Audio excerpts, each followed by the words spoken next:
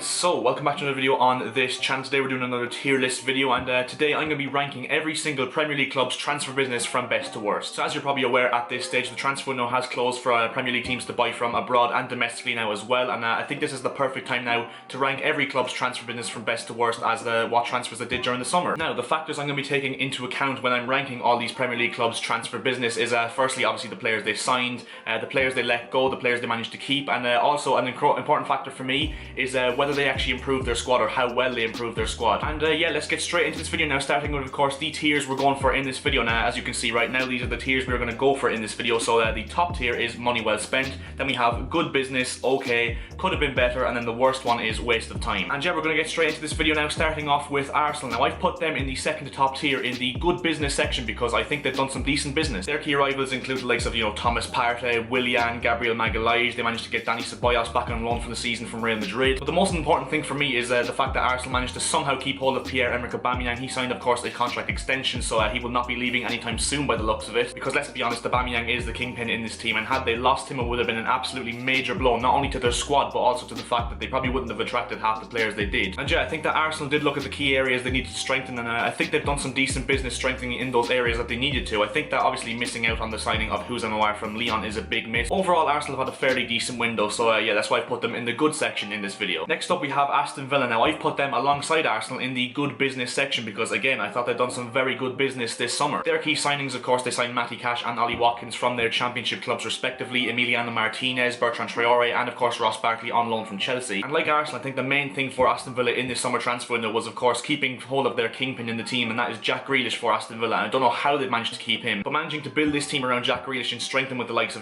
Cash, Watkins, Martinez, Traore, and Barkley, as I said. They are 5 signings that I think have really built on for Aston Villa, and Aston Villa have well and truly improved their squad from last season when they just about survived relegation. And like Arsenal, they managed to keep hold of their best player, and to be honest, they didn't really let go of any players that were actually important to them whatsoever. So yeah, I think that Aston Villa have done some very good business, and I think that they will be around mid-table this season come the end of the season. So yeah, good business from Aston Villa. Right, so next up in the alphabetical order of the Premier League, of course, is Brighton and Hove Albion. Now, I've put them in tier 4 in could have been better, if I'm honest, and that probably might surprise a few people because they did manage to sign Adam Lallana and Joel Veltman. But at the end of the day, does that really strengthen their squad a lot? I mean, don't get me wrong, Lallana is a brilliant player for them, and it's a brilliant signing for them, but Joel Veltman is probably, going to be like a backup defender for them throughout the season. And in my opinion, they probably did need a few more signings, and also letting go of Aaron Mai to Shanghai SIPG in the Chinese Super League, I think is a bit of a strange piece of business from Brighton, because I thought Mai was actually quite a decent player for them last season. Now, he's not going to be an absolutely instrumental miss because they do have Yves Bissouma in there now as well. But overall, I think that Brighton could have done a lot better in this transfer window. I think Adam Lallana, as I said, is a very good signing, but I think they needed a lot more if they're going to,